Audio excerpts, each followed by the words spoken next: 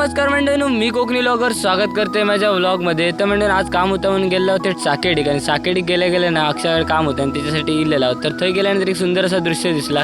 तर हे काका असत ना खारी बटर आणि घेऊन येणार, तुमका काका माहिती असते बहुतेक बघितलं असतं.